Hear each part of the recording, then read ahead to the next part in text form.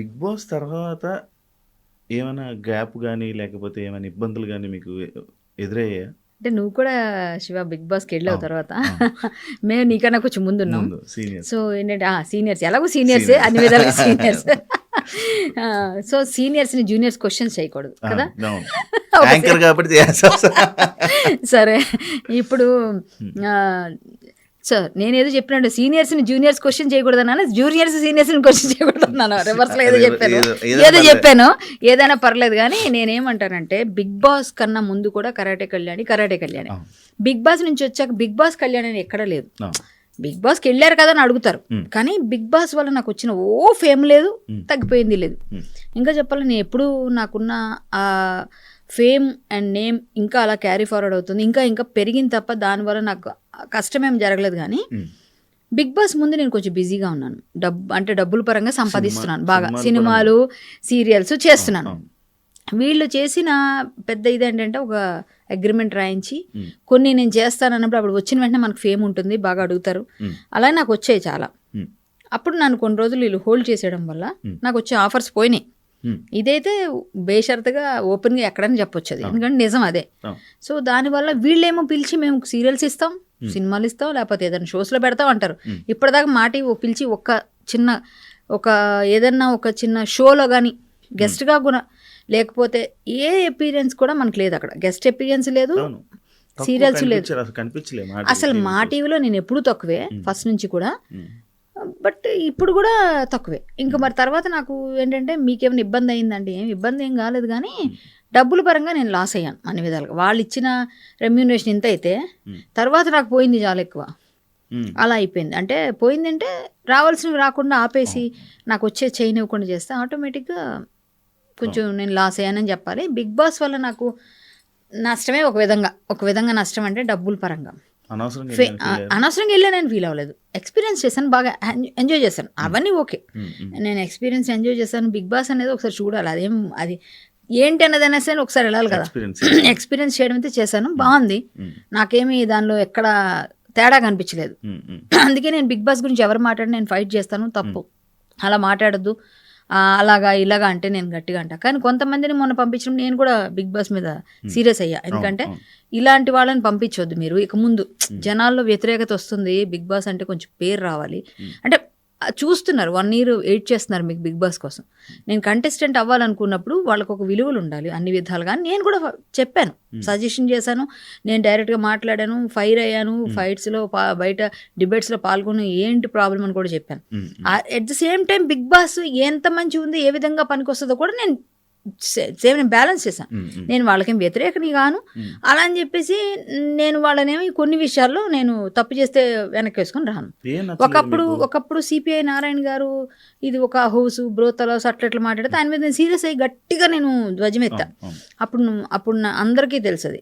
Big boss కంప్లీట్గా వెళ్ళి వచ్చిన కొత్త నేను గట్టిగా ఫైట్ అయ్యాను. మీరు ఎట్లా మాట్లాడతారు, ఎక్స్కర్షన్కి పంపించరా పిల్లల్ని, మీ పిల్లల్ని ఇప్పుడు పంపించలేదా మీరు? మీ పిల్లలు ఎక్స్కర్షన్కి వెళ్తే నా అబ్బాయిలు అమ్మాయిలు కలిసి వెళ్తారు, వాళ్ళందరూ మీ ఇంట్లోంచి బయటికి వెళ్ళినాక ఒక రూమ్ దగ్గర పక్క రూముల్లో ఉంటారు, లేదా ఒక రూమ్లో ఉన్నారు, మీరు చూసారా? ఒక రూమ్లో ఉన్నంత మాత్రాన ఏం జరుగుతుంది అంటే మీ పిల్లల మీద మీకు నమ్మకం ఉండాలి, మనం చెప్పే విధానం, మనం పెంచే విధానంలో ఉంటుంది. ఉమ్మడి కుటుంబాలు ఉండేవి, అవన్నీ అప్పుడు ఉండేవి, ఇప్పుడు లేవు. సరే ఉమ్మడి మనస్తత్వాలు ఉమ్మడి కుటుంబంలో ఉంటే ఎలా ఉంటాయి, అందరిని ఒక దగ్గర చేర్చి ఆడే ఆట ఇది. అందులో ఏం తప్పు చేయమని వాళ్ళు చెప్పరు, ఒకవేళ తేడా చేస్తే వార్న్ చేస్తారు. ఇవన్నీ మీకు కనిపించవు, మీరు మాట్లాడమని గట్టిగా మాట్లాడా. కానీ బిగ్ బాస్కి వెళ్ళాలి అంటే పిచ్చి పనులు చేసి చాలా మంది ఫేమ్ అవ్వాలని చూసారా? అలాంటి వాళ్ళందరినీ మీరు తీసుకొచ్చి బూతులు మాట్లాడితే అవి చేస్తే ఇవి చేస్తే అంటే రేపు పొద్దున అలాంటి వాళ్ళే కదా తయారవుతారు ఇంకా. సో ఇవన్నీ నేను వ్యతిరేకిస్తా, ఎందుకంటే సమాజాన్ని మంచి దోవలో నడిపించిన వాళ్ళు చాలా మంది ఉన్నారుగా, అలాంటి వాళ్ళని తీసుకోవచ్చుగా. ఇప్పుడు ప్రతి సెగ్మెంట్లో ప్రతి వాటిలో కూడా ఒక్కొక్క ఫీల్డ్లో ఒక్కొక్క పర్సనాలిటీస్ ఉంటారు, వాళ్ళు చాలా కష్టపడి వచ్చి ఉంటారు వాళ్ళ లైఫ్లో. అలాంటి వాళ్ళు ఎందుకు ఎంచుకోరు మీరు? చాలా మంది ఉన్నారు కదా. అలా మీరు ఫిల్టర్ చేస్తే మాలాంటి ఎవరైనా తెలిసిన వాళ్ళు మేము ఒక 4 సజెస్ట్ చేస్తాం, శివకు తెలిసిన వాళ్ళు 4 సజెస్ట్ చేస్తాడు, మీకు అందులో ఒక్కరిని తీసుకోండి, మీకు సూటబుల్ అనిపిస్తే దానిలో మీరు కంటెస్టెంట్లను ఎవరెవరిని ఎంచుకోండి. అది సమాజానికి పనికొచ్చే విధంగా పనులు చేసిన వాళ్ళు అయితే వాళ్ళకి కూడా ఫేమ్ వస్తుంది, జనాలకు పరిచయం చేసిన వాళ్ళు అవుతారు. మీరు. అవును, అవును, అవును. ఎక్కడో మార్మిల్ పల్లెటూరులో ఉండొచ్చండి, అవును. వాళ్ళ గురించి తెలియకపోవచ్చు, వాళ్ళని తీసుకొచ్చి మీరు చేస్తే పరిచయం అవుతారు. ఉమ్. అలాంటి పనులు చేయాలి కానీ మీరు ఇలాంటివి చేస్తే బట్టలు ఇప్పేసి డాన్సులు వేసి ఎక్కడ మన ఇన్స్టాల్లో లేకపోతే బూతులు మాట్లాడితే పిచ్చి పిచ్చి తిట్లు తిడితే ఆ రీల్స్ ఈ రీల్స్ చేస్తే వాళ్ళని తెస్తానంటే ఇప్పుడు ఎవరో ఇద్దరు ఒక చూస్తున్నారా మీరు, వైఫ్ అండ్ హస్బెండ్ అని అనుకుని అని డాన్సులు వేస్తాను. మీరు చూసారా? నేను నాకైతే భలే అనిపిస్తుంది. ఇప్పుడు ఎవరైనా సరే వాళ్ళు ఇప్పుడు ఎలా తయారయ్యారో చూసారా? వాళ్ళు ఏదైనా ప్రమోషన్స్ చేయాలంటే అక్కడికి వెళ్ళి పాట రాసేసి డాన్స్ ఒకప్పుడు ఇది భలే కామెడీగా ఉండేది. ఇప్పుడు వాళ్ళు డాన్సులు వేసి వాళ్ళు పాడేస్తున్నారు అంటే వాళ్ళంతటా వాళ్ళు ఫేమ్ చేసుకున్నారు. సో ఇలాంటి కామెడీ పర్సన్స్ తీసుకొస్తే బాగానే ఉంటుంది, కానీ వేరే వేరే విధంగా వెళ్ళిపోయి అన్ని చేస్తే ఇలాంటి ఇప్పుడు వాళ్ళే నిర్మించుకున్నారుగా వాళ్ళ సామ్రాజ్యాన్ని. వాళ్ళకి ఎవరున్నారు బ్యాక్ బోన్ చెప్పండి? అది కూడా ఒక చిన్న యూట్యూబ్లో, ఒక చిన్న ఇన్స్టాగ్రామ్లో, చిన్న ఫేస్బుక్లో వాళ్ళు ఏదో చేసుకొని వాళ్ళు చేస్తే జనాలకి అంటే ప్లీజ్ ఒక సబ్స్క్రైబ్ చేయండి, 500 లైక్స్ అవుతాయి. నేను కూడా చెప్పి చేయడం ఎలాంటి వాళ్ళు ఎంకరేజ్ చేయండి. పాపం వాళ్ళ సరదా, ఆ పాప వెనకాతను హస్బెండ్ వాళ్ళ తాపత్రయం ఈ మధ్య జబర్దస్త్లో కూడా కనిపిస్తున్నారు. అంటే ఏదైనా చేస్తే ఆనందకరంగా ఆరోగ్యకరంగా ఉండాలి, అంతేగాని పిచ్చి పిచ్చిగా ఉండకూడదు. అది నేను చెప్పేది.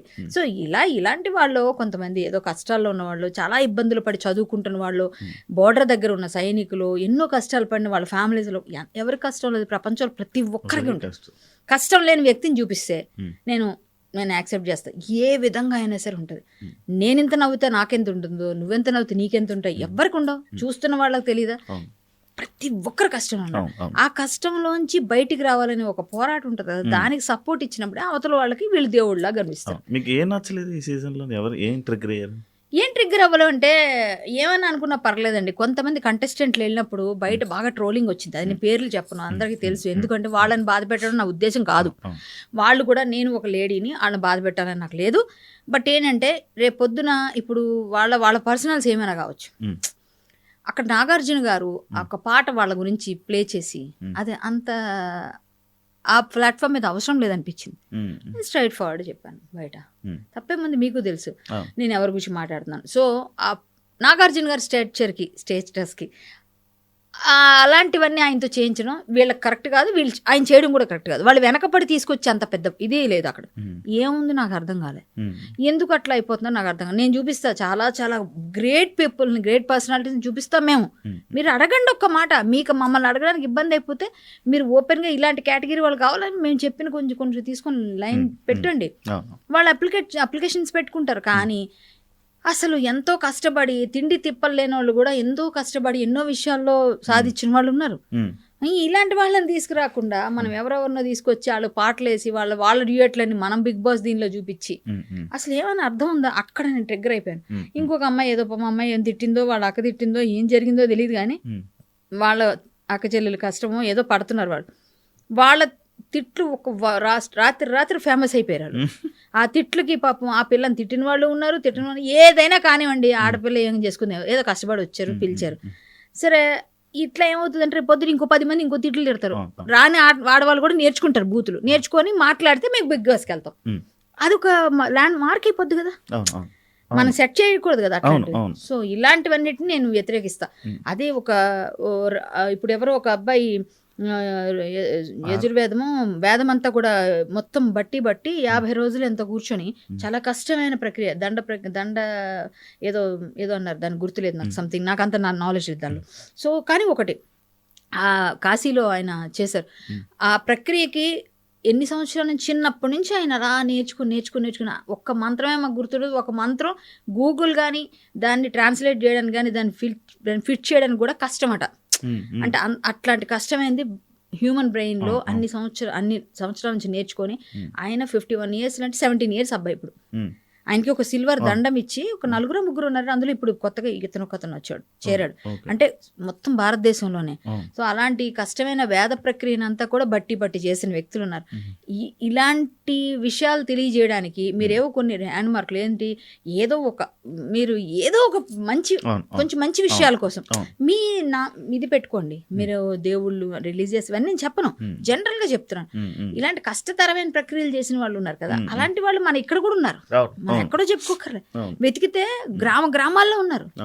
ఎంత మంచి టాలెంటెడ్ పర్సన్స్ ఉన్నారు, అవును. వాళ్ళని తీసుకురండి, ఉమ్. వాళ్ళని తీసుకొచ్చి ఒక ప్లాట్ఫామ్ ఇవ్వండి, వాళ్ళకి ఏదైనా లైఫ్ ఇవ్వండి, ఒక ఫుడ్ పెట్టండి, మేము దీనివల్ల వచ్చామని చెప్తారు. ఉమ్. ఉమ్. అలాంటిది మానేసి మనం ఎక్కడ లేనివన్నీ ఏదోదో చేస్తే నేను కొంచెం ట్రిగ్గర్ అయిపోయాను. ఇంకా అక్కడ ట్రిగ్గర్ అయిపోయి నేను డైరెక్ట్గా ఫోన్ చేసి చెప్పా, ఓకే. నేను డిబేట్స్లో కూడా డైరెక్ట్ చెప్పా, అనవసరంగా బిగ్ బాస్ వల్ల ఇంతవరకు ఉన్న వాళ్ళందరూ బిగ్ బాస్కి వెళ్ళామని, ఇప్పుడు ఆ బిగ్ బాస్కి వెళ్ళామని చెప్పుకుంటే ఫీల్ వస్తుంది కదా ఎవరికన్నా ఫ్యూచర్లో. ఇంకా వేస్ట్, నేను బిగ్ బాస్ వల్ల నాకు ఫేమ్ రాలేదండి, ఒరిజినల్గా చెప్తున్నా, క్లియర్గా చెప్తున్నా. కాకపోతే ఒకటి ఉంది, చిన్న పిల్లడు కూడా గుర్తుపడతాడు దానికి వెళ్తే, ఎందుకంటే చిన్న పిల్లలకు చూసేది బిగ్ బాస్. సో చిన్న పిల్లలు చూసినప్పుడు ఎంత జాగ్రత్తగా చేయాలి, స్క్రూట్నీ కానీ ప్రతిదీ వాళ్ళ మీద ప్రభావం పడుతుంది కదా. లోపలికి వెళ్ళి లవ్లు చేసుకోవడం కాదు కదా బిగ్ బాస్ కదా, అంతే కదా, అది కాదు కదా. అది పిల్లలేంటి, ఓహో ఇలాగెళ్తే లోపలికి వెళ్తే మనం ఒకవేళ ఒక ఛాన్స్ వస్తే ఇలా ఉండాలన్నమాట అని 16-17 ఇయర్స్ పిల్లలు ఇంకా అదే పనిగా చూస్తారు కదా. వాళ్ళకి ఫ్యాన్ బేస్లు అంటే లవ్లు కొవ్వుల కోసం వెళ్ళట్లేదు ఎవరు, లోపలికి వెళ్తే ఒక సెట్ చేసుకుంటున్నారు, ఒక రిలేషన్స్ పెట్టుకుంటున్నారు. సో అది కాదు బిగ్ బాస్. బిగ్ బాస్ మనస్తత్వాన్ని అంచనా వేసే ఇది ప్రక్రియ. నీ మనస్తత్వం ఏంటి, జనాలకు నువ్వేమిస్తున్నావు, ఏమి ఇవ్వగలవు, నీ వల్ల సమాజానికి ఏమైనా ఉపయోగం ఉందా లేదా, అసలు నువ్వు ఏ విధమైన వ్యక్తి, ఎలాంటి వాళ్ళు ఉంటారు సమాజంలో, ఎలాంటి వాళ్ళని ట్రైన్ చేయొచ్చు, ఎలాంటి వాళ్ళని మనస్తత్వాన్ని, అంటే నువ్వు అవసరమైతే త్యాగం చేయాలి, నీ జుట్టైనా లేకపోతే నీ దగ్గర ఉన్న ఏదైనా వస్తువైనా, నీకు ఇష్టమైన కాఫీ అయినా, ఇవన్నీ ఎందుకు చెప్తున్నారంటే మనసులో వాళ్ళ దగ్గర ఉన్న లోపల ఒక మనిషి, బయట ఒక మనిషి, ప్రతి మనిషిలో ఉంటాడు, బయటికి తీయడమే కదా. బయట మేకప్ చేసిన దాన్ని లోపల నుంచి బయటికి బద్దలు కొట్టడమే కదా. సో దానిలో మంచిగా తీసుకుంటే మంచి ఉంది, వీళ్ళందరూ ఏంటంటే ఎంటర్టైన్మెంట్గా తీసుకుని ఎంటర్టైన్మెంట్ ఉంది. సో అది ఇవ్వండి, కానీ అలా అని చెప్పి వేరే విధంగా ఎంటర్టైన్మెంట్లు వేరే విధంగా ఇస్తే పిల్లలు చెడిపోతారుగా. ఇప్పుడు ప్రతి పిల్లవాడు కూడా బయటగా మీరు బిగ్ బాస్ వచ్చారు కదా మేడం అంటున్నారు, అంటే వాళ్ళు చూసారు. సో నాకు వచ్చిన ఫేమ్ ఏమని ఉందంటే ముందు నుంచి కరాటే కళ్యాణే, ఇప్పటికీ Bigg Boss Kalyan, Bigg Boss participant అని కొంతమంది తెలుసు, 4 అని ఆల్రెడీ 4 అయిపోయి కూడా 5 సీజన్లు అయిపోయి, కాబట్టి ఇప్పుడు 4 అయిపోయిన తర్వాత ఇన్ని సీజన్ల తర్వాత నేను అందరికీ గుర్తుండొచ్చు, గుర్తు లేకపోవచ్చు. బట్ బిగ్ బాస్ అనేది ఒక మంచి ప్లాట్ఫామ్, దాన్ని మంచిగా యూజ్ చేయాలన్నదే నా concept. And for more videos, Please subscribe to iDream. Please subscribe to iDream. Please subscribe iDream. And please subscribe to iDream. For more videos, subscribe to iDream. please like, share and subscribe to the channel. Congratulations, iDream. Subscribe to iDream. Subscribe to iDream. So subscribe to iDream Media.